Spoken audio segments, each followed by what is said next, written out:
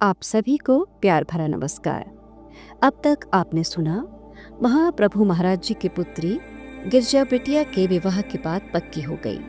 अब आगे गोकुलपुरा में बच्चों की किलकारियों और दौड़ते भागते कदमों ने घर की चहल पहल बढ़ा रखी थी। अम्मा खुश थी कि कुछ दिन इस घर का प्यार दुलार साझा होता रहेगा। अब छुट्टियां खत्म होने को थी और अनेक सिंह जी को परिवार के साथ भोपाल लौटना था। सारे सामान को व्यवस्थित करके वे अगले सुबह जाने वाले थे। बच्चों का मन अभी भरा नहीं था।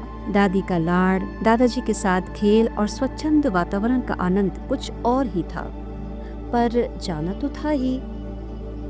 अगली सुबह अम्मा शगुन के रीति रिवाजों को निभाते हुए अनेक सिंह जी के परिवार के साथ बिटिया को भी विदा करने की तैयारियों में व्यस्त थी। पिता के साथ पुत्री की न जाने कितनी आत्मीय बातों का खजाना खत्म ही नहीं होता था। जाते जाते फिर कुछ न कुछ फिर याद आ जाता और फिर आंखों में प्यार का सागर लिए अम्मा, भाभी, भैया, बच्चों और ताऊ सबसे मिलकर वे सब रवाना हो गए। बड़े पुत्र के परिवार सहित भोपाल जाने के बाद फिर एक बार हवेली की चहल पहल मध्यम सी पड़ गई। पुत्री के चले जाने के बाद अम्मा और पिता का मन भी जैसे उसी के स्मृतियों में खोया था और वहीं एक नई हलचल की योजनाओं में अम्मा फिर पति बहू बेटे से विवाह संबंधी चर्चा को लेकर उत्सुक थी। पिता महाराज जी ने साधारण मानव रूप में पिता के दायित्वों को निभाते हुए लेन देन, खर्चे, आभूषणों से लेकर हर विषय पर गंभीरता से अपनी रूपरेखा से व्यक्त कर दी। दोनों ही पुत्रों को दायित्वों की बागडोर सौंपकर हर अंतिम निर्णय अम्मा की स्वीकृति पर छोड़ दिया। छोटी बहू कुसुम और बच्चे उत्साहित थे। अपनी कल्पनाओं की नई उड़ान में मन खुशियों से भर गया। अब कुछ ही समय बाद हवेली आनंदोत्सव, शादी के मंगल गीतों, नृत्य, संगीत की धूम और रोशनियों से जगमगाने वाली थी। परिवार में सभी के मन वैवाहिक कार्यक्रम की तैयारियां और जिम्मेदारियों के प्रति सजग होने लगे थे। और इधर राम काज कीन्हे बिनु मोहि कहाँ विश्राम, इस अनंत ऊर्जा से ओतप्रोत श्री महाप्रभु के समक्ष अभी आध्यात्मिक संसार के न जाने कितने अनगिनत दायित्व थे। घर परिवार की जिम्मेदारियों को कर्मनिष्ठ योगी की भांति निभाते हुए वे पुनः अपने आध्यात्मिक मार्ग की ओर अग्रसर हो गए। किसी को पता नहीं था कहाँ, किस ओर और कितने समयांतराल तक। सच ही कहा है, आध्यात्मिक पथ पर चलना तलवार की धार पर चलने जैसा है। और इसी बीच श्री महाराज जी ने अकबरपुर जाकर प्रधान पद का उत्तरदायित्व सर्वसहमति से अपने प्रिय सेवक जाटव भोजराज के हाथों सौंप दिया, जो अपनी सेवा के इस प्रतिफल से जीवन भर उनका कृपा पात्र बना रहा। और अब स्वयं श्री महाप्रभु अपने आध्यात्मिक संसार में फिर से भक्तों के बीच आ गए। श्री महाराज जी की चरण रज जहाँ पड़ जाए वहीं भक्ति की पावन लहरें भक्तों को अभिभूत कर देती थी। प्रकृति की सुरम्य छटाओं से भरपूर नैनीताल का छोटा सा शहर मानो आध्यात्मिकता की अमृतमय धारा में डूबा था। इस दिव्य आनंद की सरस धारा में सामाजिक परिवेश भी आध्यात्मिकता के आलोक से आलोकित होने लगा था। अपने प्रिय महाप्रभु महाराज जी श्री नीम करोरी बाबा जी को अब स्थानीय रूप से बहुत से लोग नीम करोरी बाबा या महाराज जी के नाम से जानने लगे थे। अपने परम गुरु संत श्री नीम करोरी महाराज जी की शिष्या भक्ति माँ मौनी माई अपने तप, श्रद्धा, विश्वास और आस्था के मार्ग पर चलती हुई अपने गुरु महाराज जी की परीक्षाओं में दृढ़ संकल्प से सफलतापूर्वक अग्रसर होती रही। इस साधना के परिणाम स्वरूप अलौकिक शक्तियाँ उन्हें प्रसाद रूप में स्वयं ही मौनी माँ के दिव्य स्वरूप में समाहित होती जा रही थी।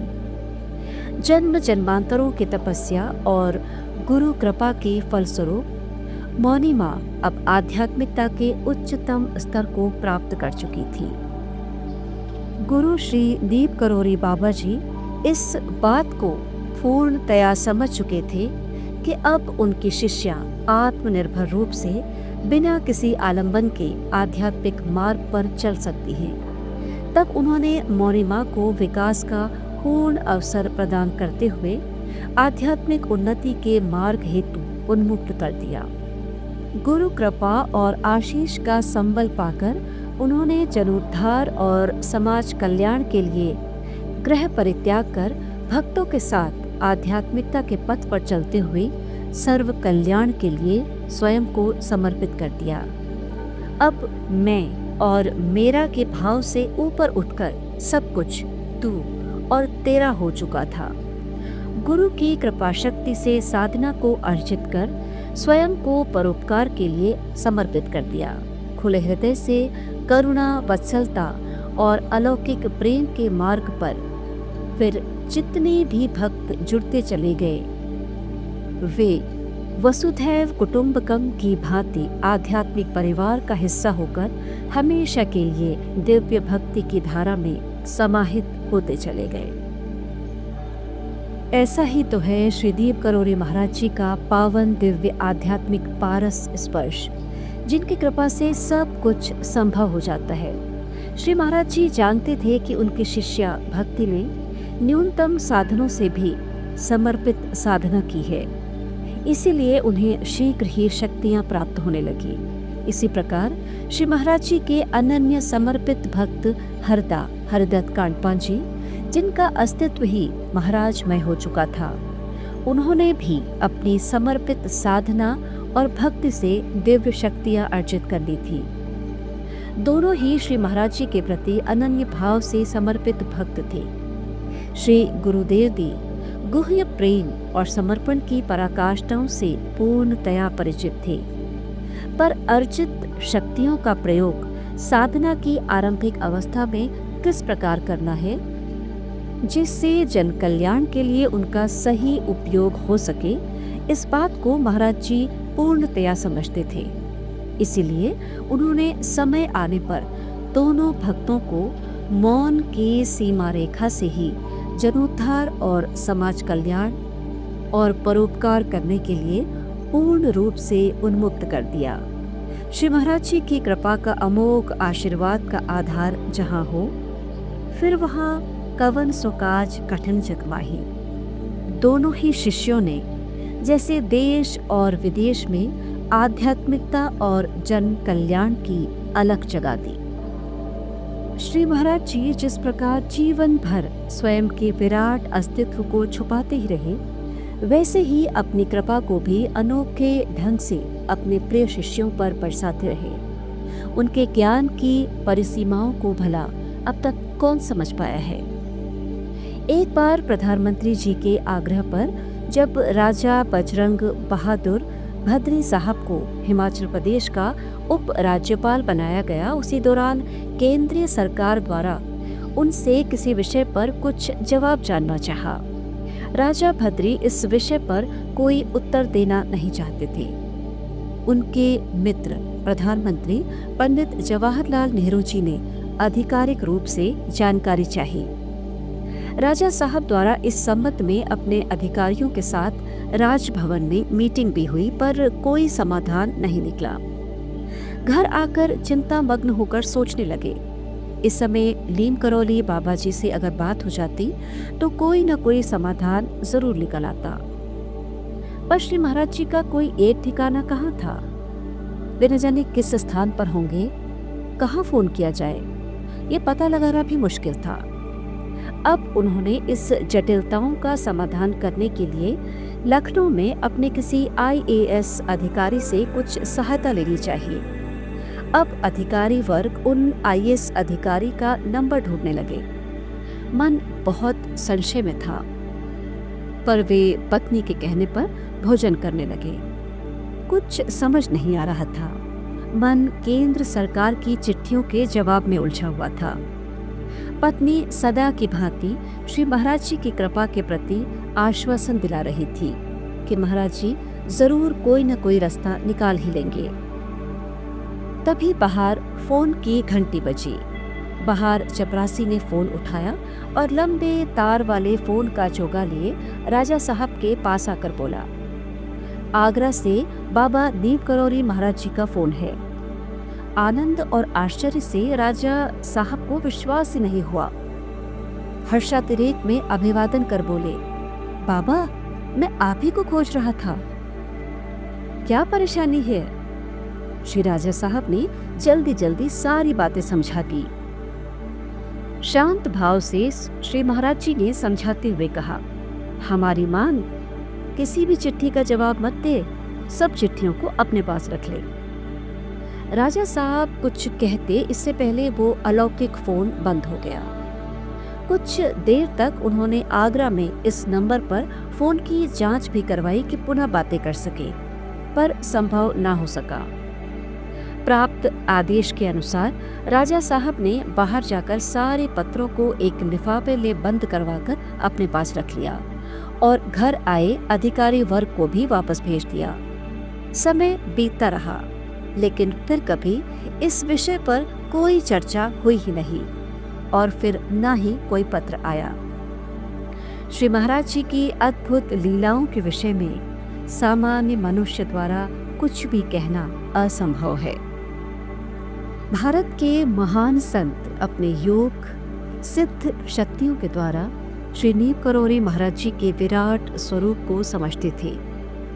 शिवानंद आश्रम ऋषिकेश के अध्यक्ष स्वामी चिदानंद के अनुसार महाराज जी पावर ऑफ पावर्स और लाइट ऑफ लाइट्स थे, जबकि करपात्री जी महाराज जी कहते थे, संत तो कई हुए लेकिन सिद्ध संत श्री नीम करौरी बाबा ही हुए।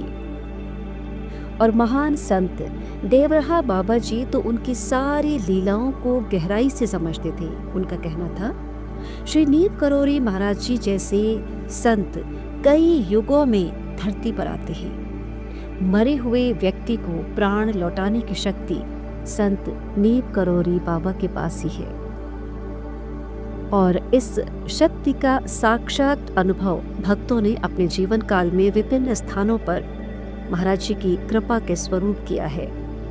झांसी के श्री चंद्रशेखर पांडे जी की पत्नी लंबे समय से बीमार थी और मरणासन्न अवस्था में इतनी कमजोर हो चुकी थी कि बचने की कोई उम्मीद नहीं थी। श्री चंद्रशेखर पांडे जी ने तार से अपने ससुर जी मोतीराम जी को अनूप शहर तार भेजकर पत्नी की अवस्था के बारे में बता दिया। तार द्वारा सूचना पाते ही वृद्ध पिता दुखी होकर अपने गुरु मौनी बाबा के पास गए, जो उस समय के सिद्ध संत थे। आर्त स्वर में बेटी के जीवन दान की याचना करने लगे।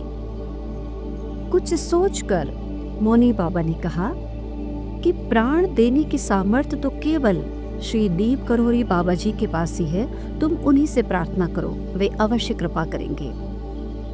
उच्च स्वर में वृद्ध पिता मोतीराम जी महाराज जी का ध्यान करने लगे।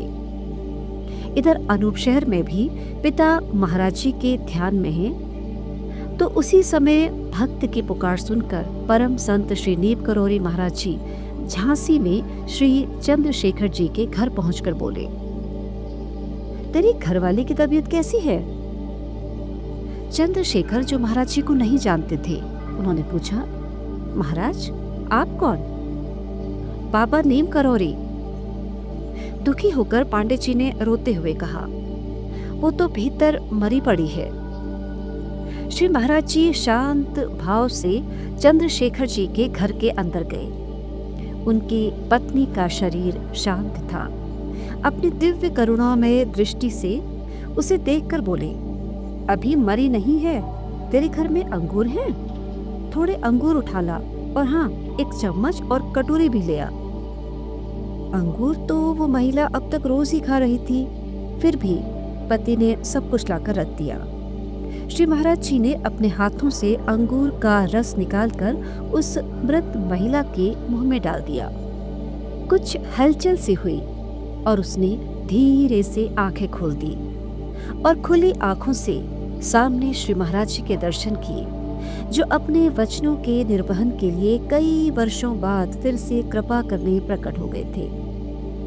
दरअसल कई साल पहले जब चंद्रशेखर जी की पत्नी मात्र 6 वर्ष की मासूम सी बालिका थी, उनके घर के समीप किसी की मृत्यु हुई थी। पहली बार ऐसे शोक संतप्त माहौल और मृतक को देखकर न जाने क्यों उसके मन में अनोखे विचार डोलने लगे। उसी दिन उसके पिता श्री मोतीराम जी अपने गुरु भाई खत्री जी के घर से श्री नीप करोरी महाराज जी को सादर पूर्वक अपने निवास स्थान पर लेकर आ गए। 6 वर्षीय नन्ही कन्या भी भक्तों के संग आकर बैठ गई। बड़े प्यार से महाराज जी ने उससे कहा, तू जो चाहती है आज मांग ले। अपनी सुकुमार काल्पनिक उड़ानों में तत्कालीन दृश्य से प्रभावित बालिका बोल पड़ी, बाबा मैं मरकर जिंदा होना चाहती हूँ। श्री महाराज जी क्या कहते? मौन रह गए, पर वचनबद्धता थी तो आज वर्षों बाद ये लीलामय घटना घटी। श्री महाप्रभु स्वयं प्रकट होकर पुनः नवजीवन देकर फिर कहीं चले गए। वे कब, कहाँ, किस समय प्रकट होकर अपने कौन से भक्त की किस इच्छा को किन कारणों से पूरा कर रहे हैं, ये तो सर्वदृष्टा सर्वसमर्थ श्री महाराज जी ही जाने, जिनकी दृष्टि में निश्चल और समर्पित प्रेम ही सर्वोपरि था। नैनीताल भ्रमण के दौरान एक दिन वे अपने भक्त शिवदत्त जोशी के घर पधारे। भक्तों का तांता लगा था। द्वार के बाहर जूते चप्पलों का ढेर लगा था। श्री महाराज जी बोल पड़े, भगवान सहाय आ रहा है। उस समय वे हिमाचल प्रदेश के राज्यपाल थे। घर की जो भी साफ सफाई हो सकती थी गृह स्वामिनी ने जल्दी जल्दी कर दी। कुछ समय बाद ही राज्यपाल भगवान सहाय आ पहुंचे। परिवारी जन कुछ संकोच में थे, पर भक्त द्वारा महाप्रभु के दर्शनों की पिपासा तो कुछ और ही थी। वे बाहर पड़े जूतों के पास बैठ अपने महाराज जी के मुखारविंद के दर्शन कर आनंदित हो रहे थे।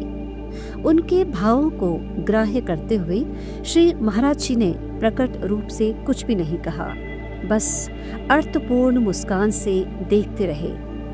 भक्तों के आग्रह करने पर भी वे भीतर नहीं आए, बस अपने करुणावतार प्रभु से प्रेम पूर्वक प्रसाद पाकर चले गए। मन में अपने आध्यात्मिक रस का आनंद लिए वे जैसे नेत्रों से दिव्य आकर्षण से सब कुछ पा गए। प्रीति बहुत संसार में नाना विध की सोए, उत्तम प्रीति सो जानियो सतगुरु से जो होए। स्वर्गीय श्री रफी अहमद किदवई, जो कि भूतपूर्व मंत्री उत्तर प्रदेश और केंद्र सरकार थे, उनके लिए भी श्री महाराज जी के मन में असीम प्रेम और उनकी अनन्य भक्ति के प्रति आदर भाव था।